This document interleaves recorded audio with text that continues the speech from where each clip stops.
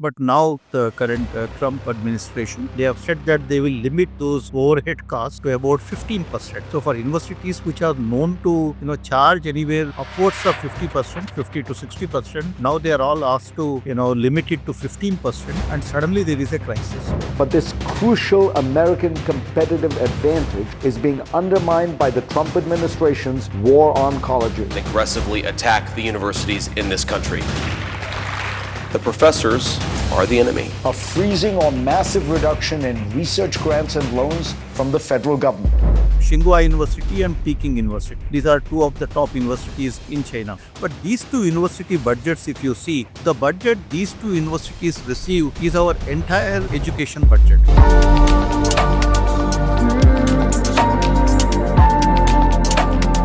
Thank you, sir. I welcome you to the Crazy Careers podcast. Thank you so much for giving us your valuable time today. Thank you very much. It's my pleasure to be with you. So, sir, before we begin, would you mind introducing yourself and letting us know a bit about your journey so far? I am Ramgopal Rao. I am currently the Vice-Chancellor for Pilani group of institutions. We have 5 campuses: Pilani, Dubai, Goa, Hyderabad, and Mumbai. And prior to this role, I was director IIT Delhi for 6 years. And then I actually spent 25 years in the IIT system, IIT Bombay as a professor, then IIT Delhi as the director. And after 25 years, then I moved to the BITS Pilani system about 2 years ago. And now I am here in Pilani, overseeing all these campuses. And I am an electrical engineer by profession. And most of my research is in the nanoelectronics area.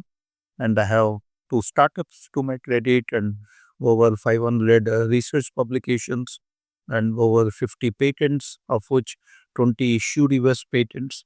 And I have transferred a lot of technologies to industries. And my startups also are IP-based startups. And for example, you will find explosive detectors in many airports, which are developed by one of the startups I had co-founded at IIT Bombay.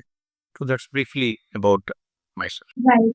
So, considering your rich experience in research and science, so most of our conversation today will be focusing on the research and the future of science in India.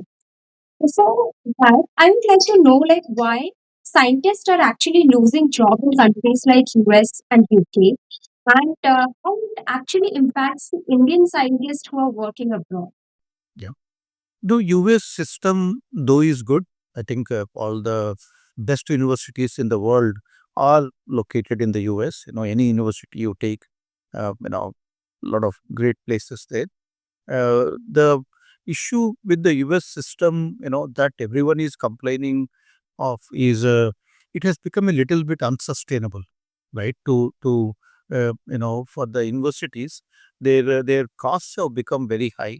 For example, today, if I want to sponsor a PhD student at Stanford, let's say I want Stanford to take a PhD student to work on my problem, like I have an industry kind of a thing, it will cost me something like almost like $500,000, right? One PhD student. And look at India, right? In India, the cost will be at least 1/10 of that. That's a difference in scale when it comes to the US education system and Indian education system. As long as the US government was very generous with respect to grants, with respect to the indirect costs, the direct costs. I think, in US, for example, almost 50% of the funds you give to Stanford, go as overhead to the university. Almost 50%. In India, the overhead costs are 10% kind of a thing, less than 10% kind of a thing. So as long as US government was very generous when it came to supporting these indirect costs in the form of overheads, the universities were all fine. They were able to sustain that excellence and do everything that's possible. But now the current Trump administration, they have said that they will limit those overhead costs to about 15%. So for universities which are known to charge anywhere upwards of 50%, 50 to 60%, now they are all asked to limit it to 15%, and suddenly there is a crisis. because they've all been functioning in a certain way. And now to reduce the overhead that the government grants are willing to pay, is going to cause a turmoil, which is already happening. And then the universities need to cut on the costs, and the cutting of costs would mean the positions, because the faculty positions are tenure positions. I think all of these challenges are now happening in the US, and so there's a lot of uncertainty in the US system. If you are a tenure track faculty member, you don't even know whether you will be tenured now, because the universities are cutting down on the costs. I think it essentially has started with those indirect costs that they were all receiving from the government projects, or the any other project for that matter, and which now government is imposing a limit. So that is the root cause of all of this problem. And in addition to that, the funding cuts for sponsored research and all of that is also being talked about. I think these are the kinds of challenges the US government, US system is going through. And so this has now created an opportunity for India. In India, the scientist base is very small, and now the question is, can we attract some of these top scientists to come and serve in India? But, as a lot of things need to change in that respect. But this is the root cause of the problem right now. Right, right. So with that question, I also have another question. Like India has a way fewer researchers compared to like countries like US, Israel, and even China. So this is actually a problem. So how can we actually fix it? I think the India's problem is, too few scientists, as you mentioned. That number is less than 300 scientists. The last I checked is about 280 kind of scientists per million population. And in Israel, for example, that number would be above or over 8,000 scientists per million population. In China, it will be close to 2,000 scientists per million population. In the US, it will be over 4,500 scientists per million population. So compared to all these countries, 300 number is very small, right, in terms of number of scientists. And the reason is our expenditure on science, our expenditure on R&D, which has been pretty low, stuck at 0.6%, 0.65% for a very long time. And it's actually, as a percentage of GDP, we are going down. Though the amount of funding is slightly increasing because we are a growing economy, but as a percentage of GDP, our investments have been going down, and that has resulted in this situation. Even some of our good institutions, like take the case of JNCS, or Jawaharlal Nehru Center for Advanced Scientific Research in Bangalore, or take SN Bose Center in Calcutta. These are all some of the finest centers in the country for science, and they will have about 30 scientists, 40 scientists as faculty. And while these institutions should be having 200 faculty, on their roles, and at least 4 or 5 times the size that they are right now. But that will require investments. That will require government to approve the positions, right? The DOPT sits on their files when they ask for any additional kind of positions. So many of our top institutions haven't scaled, and they haven't scaled for lack of investments. Let's say if IIT Delhi today has about 700 faculty members. Now, what does it take to make it 1,400 faculty members?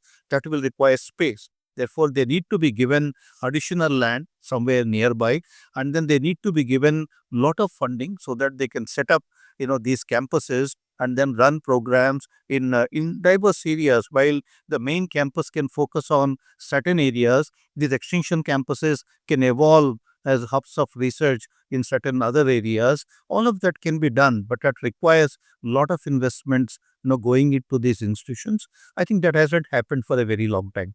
So I think it's lack of vision, lack of even the funding in many of these kind of cases. And I think it has to be additional funding along with a vision to increase our scientist base from the current 300 scientists to, let's say, at least 1,000 scientists. That would mean 3 times increase in the size of our top institutions. And I think that has to be done. Otherwise, with so many missions that we are talking about and so many more investments that government wants to do, I think if you're just focusing it on research alone without increasing the base of these institutions, the absorption capacity will be very low. Finally, the results you will not see because so few people, and giving them more and more money, I think their ability to absorb is also very limited, right? So that is currently the challenge that India is facing. So we need to scale up all our top institutions. In private institutions, for example, the only source of income is today the tuition fee, right? 90% of private institutions like BITS Pilani, right, which is an institution of eminence, essentially the funding is coming from the tuition fee, and you can't, that's also not a scalable model. And so therefore you need a diversified financial model, whether it is public funded institution or private institution. We need a diversification of our funding sources. Public funded institutions, relying on government grants for 90% of their expenses, and private institutions 90% for tuition fee, both are unsustainable. So therefore, if you want to grow these institutions either in the private sector or in the public sector, I think we need to first of all build a financial model for them.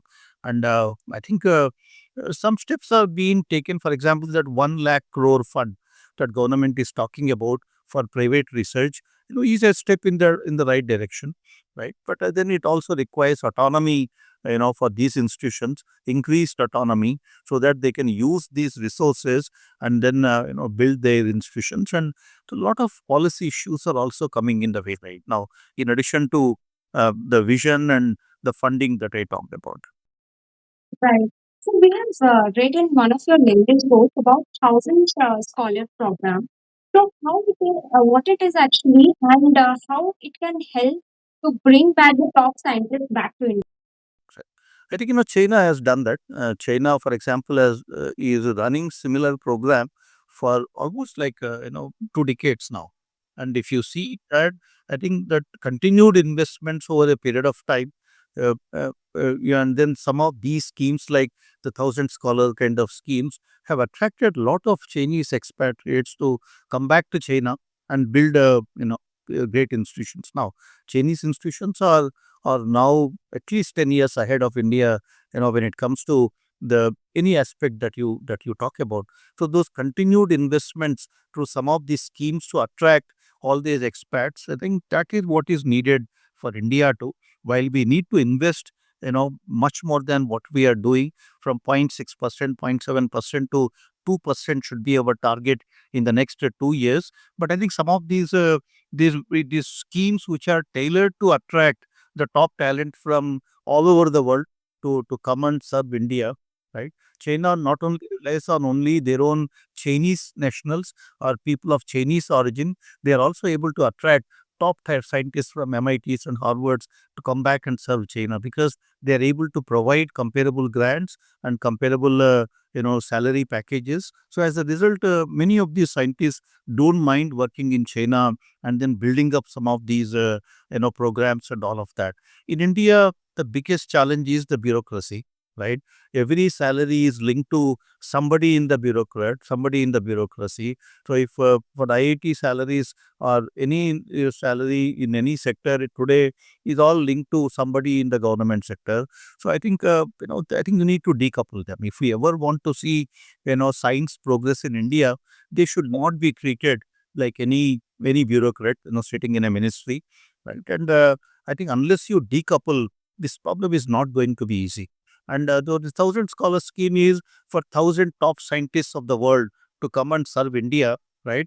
And if you pay them our Indian salaries, which are, I think, at least a order of magnitude lower than what they would be getting in their countries, why would they come back to India? They are not going to come back. So at least for these top people, who are known as the great researchers all over the world, I think at least for these people, we need to create packages, create salary structures, even create research grants. Why would they leave their well-established laboratories in their country and come and serve us? So you need to create a lot of funding schemes for them, and you need to create facilities around them so that they can come and build these facilities, and they can utilize all of these kind of the research funding that will become available to them, then build larger groups in the country, and slowly more and more people will come and join them, and they act as that nucleus, around whom, a lot of great initiatives, can start in the country. But we need to start somewhere. It's not that everybody we coming back, is going to make a difference. And even among them, even if imagine 30%, 40%, will make a difference for the country, I think that's still a good number to aim at. I think we need to send that message that, India welcomes all of these great scientists to come and work in India.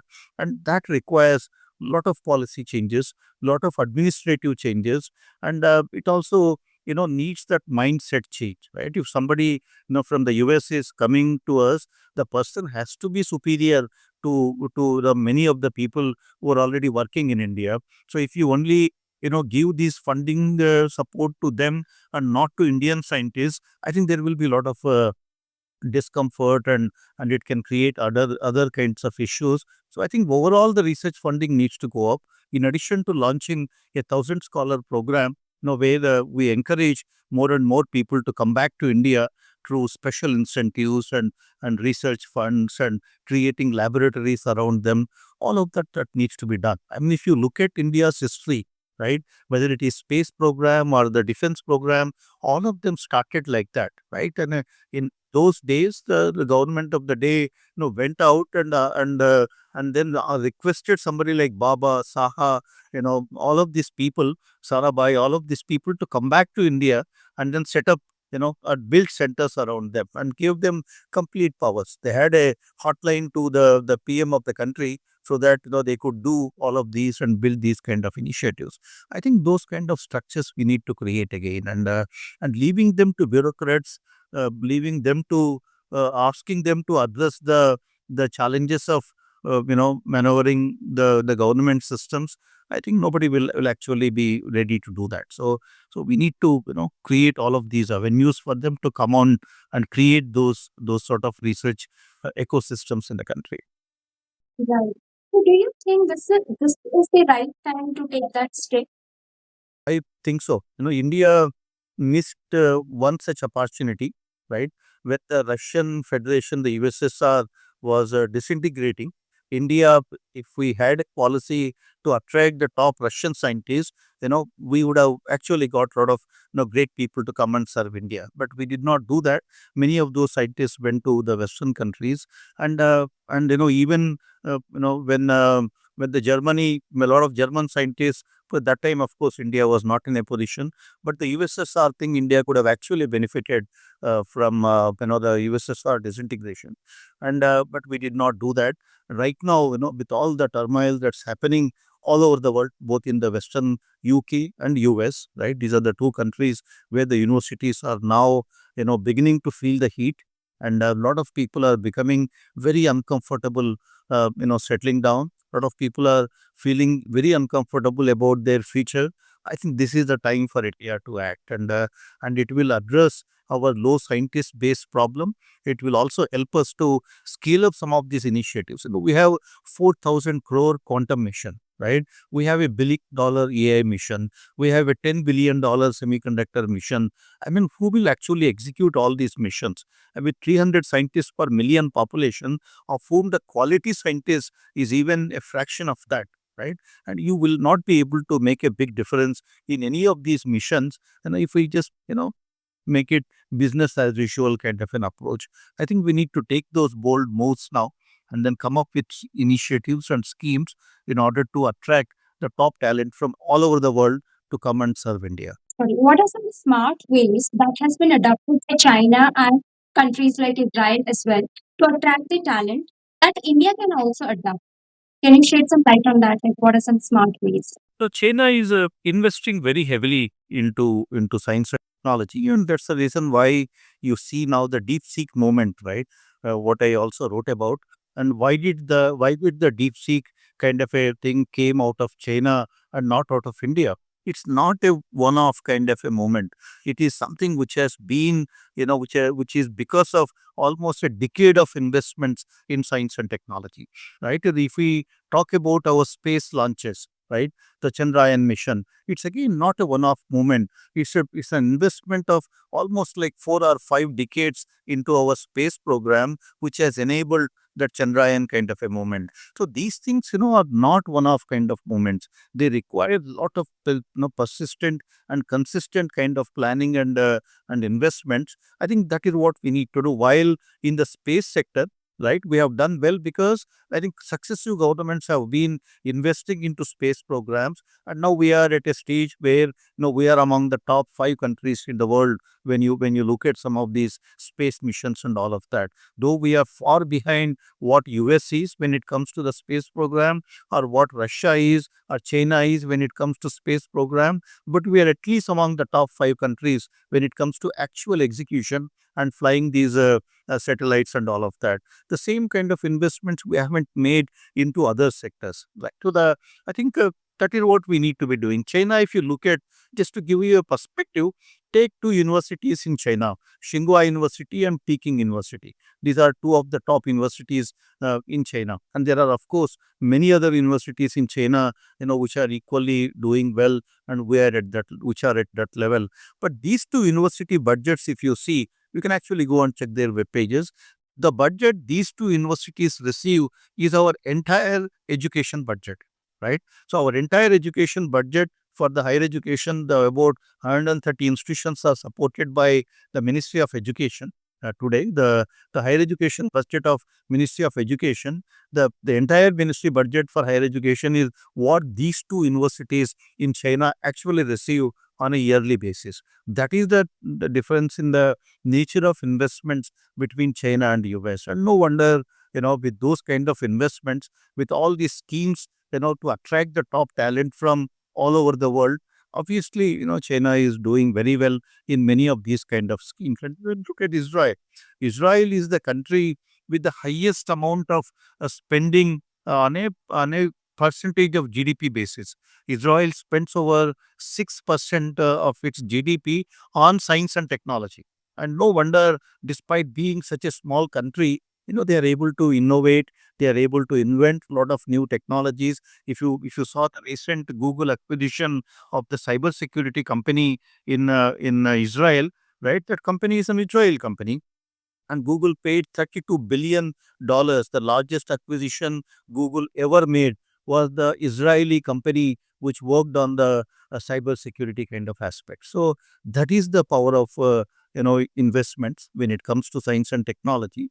So if we continue to invest into science and technology and remove all the bureaucratic hurdles that exist in the country, I am sure India, another decade from now, will be a superpower. And all of these things that we so proudly talk about happening in Israel when it comes to science and technology, or China or US, you will start seeing them in India too. So there will be many of those deep seek movements, but it requires policy and as well as the investments to go hand in hand. Neither are we undertaking those policy reforms when it comes to the the reducing the bureaucracy in execution of research projects, or nor are we investing money into science and technology as a percentage of GDP.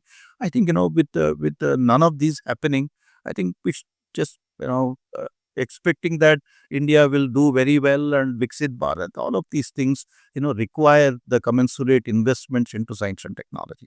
For example, look at even the companies in the US, right?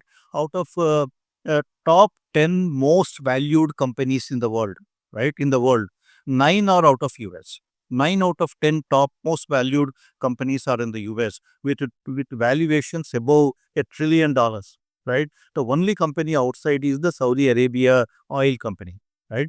The 9 companies in the US, which are these? These are all companies which did not even exist, right, 3 decades ago. These are all like Googles and the Teslas and all of them, which have come out of the investments in the science and technology, the ecosystem that exists in the US for science and technology. So that is the power of innovation, and innovation and research coupled together is when great things will start to happen. I think that product based startups, right, IP based startups, that is what India needs to do. And and for that, again, you need to invest more into the research and then couple that research into innovation, right? And innovation is utilizing the knowledge that you generate out of research for societal good. And so therefore, these two things need to be coupled together. Otherwise, if you do research, publish papers, that's not going to change anything on the ground. You would have published a few more papers, but what difference did it make to anyone, right? But if you that research is now translated into innovation, right? And if that research is focused on solving societal problems, and that is when you start to see the magic happen. And therefore, the making researchers to get connected with the societal problems or the industry problems requires them to come out of those silos and connect with industry, connect with society, and multidisciplinary kind of collaborations. I think these are the ways one can transform the India's innovation potential, because a lot of research is happening, but most of that research is only to publish a paper, right? And we are doing a rat race when it comes to publishing papers. Whether you publish 10,000 more papers or 10,000 less papers is not going to change anything on the ground until you know how to utilize that research for public good. And that is where startups come into picture. That is where industry collaborations come into picture. I think those kind of coupling between in academia and all of these sectors around that, right, hasn't really happened much in India, and that again requires a policy push. Why would an industry today go and collaborate with an academic institute? There are no incentives for, right? They don't get any tax incentive. There is nothing much for them to go and collaborate with an academic institute. So that's again where the policy becomes very important to make industries go and collaborate with some of these good academic institutions we have in the country. Right. Sir, this is a personal perspective because with my interaction with a lot of students, they're losing interest in pure science these days. So, what do you think? Like, why we are not able to instill that kind of interest in our young generation for pure science? So it's a good point. In fact, I wrote about it as an op-ed recently in Times of India. All the technology that we talk about comes out of pure science, right? For example, look at Einstein's gravitational waves. 100 years ago, Einstein talked about gravitational waves. That's complete pure science. Now, what application can you think of out of gravitational waves when matter collides in the space, right? Some waves get produced and you measure them on the ground. Why would anybody want to even predict that? Why do you spend so much of time and all of that, right? But after 100 years of that pure science, remaining as science, now people have found gravitational waves as a way to explore outer space.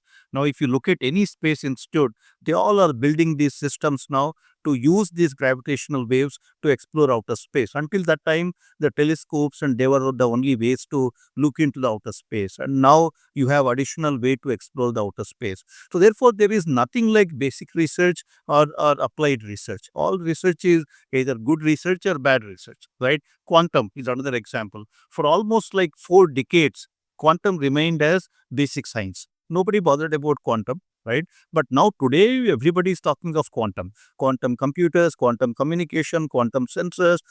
Everything you talk about now, the next wave will be the quantum technology kind of a thing. So therefore, all basic research eventually turns into applied, and then it becomes useful for a particular sector. It's a kind of a technology platform, right, which will now impact almost every sector. I think India, the problem is the students are looking at where the jobs are available, right? I mean, now if I do a great physics kind of a PhD, right, the only job that is available for me is a faculty position, right? And now India doesn't have enough faculty positions because we have so few scientists in all our institutions. Like I told you, 300 scientists per million population. Now, when you keep on producing so many professors, right, all our PhD programs are essentially to train university professors, right? So therefore, where are the jobs now? How many faculty positions can you create to absorb all those great physics PhDs that is happening? That is the basic problem right now. That is where the industry coming in will actually help, right? The quantum now, the who is actually the initially the basic research is all done in the academic institutions, because industry wouldn't see, industry was not investing in quantum 2 decades ago. Industry was not investing in gravitational wave kind of theories 2 decades ago, right? But once academia now matured the technology and shown the way that these technologies now can have applications in the industry, then industry wakes up to the fact that, I need to do now, start working in quantum. And then they start, hiring the quantum engineers and start building applications and start building, tools which can have a commercial kind of a potential. So therefore, the academia industry handholding is very important. While the initial research happens in academia, the industry will comes in at a stage when they start seeing that, that basic research can eventually lead to some applications and some market potential. So therefore, that needs to happen. The basic research must all be funded by governments, because that is where industry will not chip in money into basic research kind of a thing, because it has a long timelines for it to become anything commercially viable. But industry will chip in, right, at some point, and then start to take it over and then recruit these scientists who are coming out of that basic research, and then they will go to the industry now, start applying that knowledge to develop new products and generate new businesses. All of that will happen. So therefore, that academia industry collaboration is very important. That is when you see the job creation out of research, and that has to be a seamless integration of academia and industry, right? In India, look at PhDs. Less than 10% of PhDs are recruited by the industry. 90% of them are looking for academic kind of a job. That is not a sustainable situation. In the US, it is very opposite of that.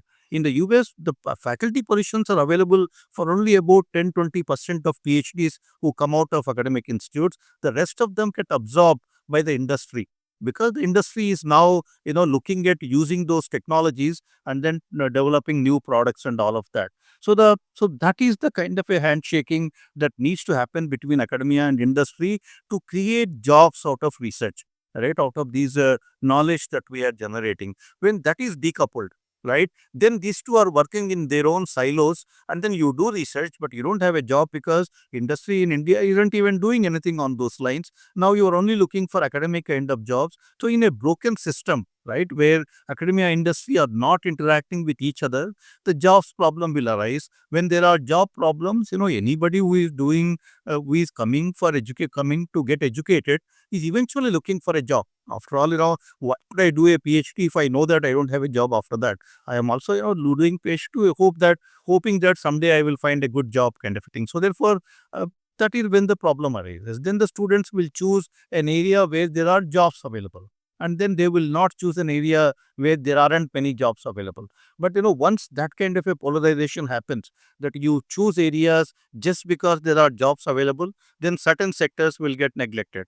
And when those sectors get neglected, then your potential to innovate in that area will also go down. And then everybody looking for only the IT jobs, right? Other than that, we haven't been able to create enough jobs in all the other sectors. And that's again because of this decoupling of research with innovation. So I think academia industry collaborations therefore play a very important role, when it comes to creating jobs out of these new areas. Unfortunately, in India, even the industry is not spending money on R&D. Our entire industry in India, in a percentage of GDP, their expenditure on R&D is 0.2%. 0.2% of GDP is all the investments our industry is making into R&D. And that's also the reason why not a single technology, not a single product has ever come out of Indian industries, right? So what new product the IT companies have developed, what new product, any company has developed for that matter from India, which has made a global kind of a presence. It has not happened because they are not spending money on R&D, right? And they're always into that import kind of a structure where, you keep importing technologies, assemble them and pass it on as your own technology kind of a thing. That's because they have not been investing enough into the R&D. So we need to, to provide jobs in other sectors for students. You also have to make industry, invest in R&D. You need to make industry to collaborate with academia so that they are always looking for new technologies, the new science that is coming out of these academic institutions, and then translate that into products, right? Develop new technologies, new products, and all of that. I think all of that will again has to happen through a policy kind of a perspective. Now, I'm happy that government for the first time is talking of 1 lakh crore investment for private R&D. Now, what should ideally happen out of that is these industries should use that fund that is becoming available and then hire these PhDs, coming out of the areas where there is a potential to develop new products and then innovate in developing new products out of India, right? Whether it's an IT company or a product company or a car company, any company, right? Look at new technologies happening in academia, then invest money into that R&D, and over a period of time. It won't happen immediately, but it will happen in the next 5 years time frame. Can they develop new products using this fund available and then using the resource available in the academic institutions? I think these are the kinds of things that need to happen. When it happens, then there will be enough jobs in all sectors, right? When it doesn't happen, then you only have jobs in one sector, so everybody rushing to only do work in or study in those kind of disciplines, and that's not a healthy situation for the country. Right. So, what is your personal vision for India for next 5 years in science, technology, and research? I think the first thing is to invest disproportionately into science and technology. Just do away with whatever we were doing earlier in terms of our investments. Usually the budgets go by, you are spending, let's say, 7,000 crores. Now this year you get 7,300 crores. But the base was very small to start with. With that base, by adding another 300 crores, nothing is going to change. It is essentially business as usual. So the way the budgets are being prepared in India is based on the last year expenditure. Add 200, 300 crores, and then you think you have done a great job. That's not going to take us anywhere. It's all the money which will not yield anything new, as far as India's science and technology ecosystem is concerned. So we need to draw policies. Now, how do we increase the scientist base in India from 300 scientists to 1,000 scientists over the next, let's say, 4 years, right? Now, what are the investments that are required? Which are the institutes in the country, in the public sector, in the private sector, which can double their scientist base, right, or double their intake of students and all of that? I think all of that will require careful planning. That's one thing that we need to do. And then what do we need to do to make industry collaborate with academia? Just understand what are the transactional problems they are facing when it comes to collaborations with academia. What are the orientational problems that exist for academia industry collaborations to take place? Identify these specific problems and come up with again a policy to ensure that our industry will collaborate with our academia,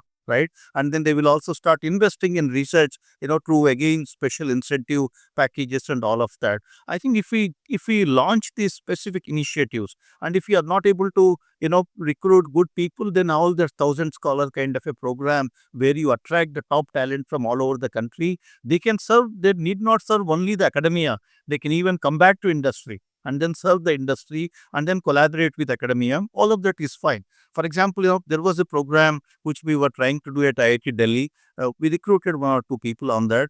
Can academia and industry together recruit a person, right? If you recruit that person, then because industry is involved, now you can pay higher salary. So that person coming back from a top place in the US now or any other country, will have a higher salary, more attractive kind of a salary to look up to, because industry is also now pitching in when it comes to some of that. And then the person comes, spends 50% of time with an academic institute, 50% of time with an industry, and industry benefits from the expertise of that person. So can you create more such schemes? Can you create out of these 1,000 scholars, 500 scholars who are jointly between academia and industry, right? These are all possible things to do, but we need them as national schemes. And we need to provide a structure to some of these programs so that India can actually be that superpower in the next decade. When it comes to